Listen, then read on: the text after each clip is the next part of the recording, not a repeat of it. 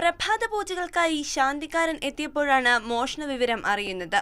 ഉപദേവതാ ക്ഷേത്രങ്ങൾക്ക് മുന്നിലെ കാണിക്കവഞ്ചികൾ തകർത്ത നിലയിലായിരുന്നു.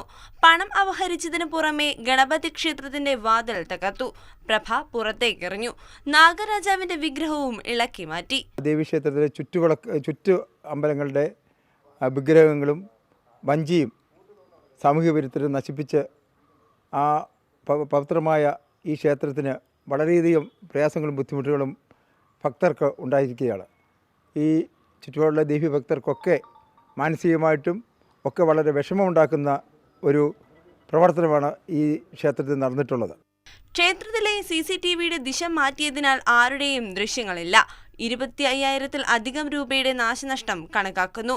ഇനി പുനഃപ്രതിഷ്ഠയും ശുദ്ധക്രിയകളും അടക്കം നടത്തണമെന്ന് ഭരണസമിതി നേതൃത്വം അറിയിച്ചു. ഫോറൻസിക് സംഘം സ്ഥലത്ത് തെളിവെടുത്തു. മണം പിടിച്ച് പോലീസ് നായ ഇലന്തൂർ ജംഗ്ഷൻ ഭാഗത്തേക്കാണ് ഓടിയത്. കരൂർ ഓർത്തഡോക്സ് പള്ളിയുടെ കുരിശടിയും കാണിക്കവഞ്ചിയും തകർത്തു. അടുത്ത വീട്ടുമുറ്റത്തുണ്ടായിരുന്ന കാറിൽ കല്ലുപയോഗിച്ച് സംഘം വരഞ്ഞിട്ടുണ്ട്. സംഘങ്ങൾ മദ്യലഹരിയിൽ ആയിരുന്നുവെന്നാണ് സംശയം. മേഖലയിലെ CCTV ദൃശ്യങ്ങൾ ആകെ ശേഖരിച്ച് പരിശോധിച്ചു വരികയാണ് പോലീസ്. മാതൃഭൂമി ന്യൂസ്, പത്തനംതിട്ട.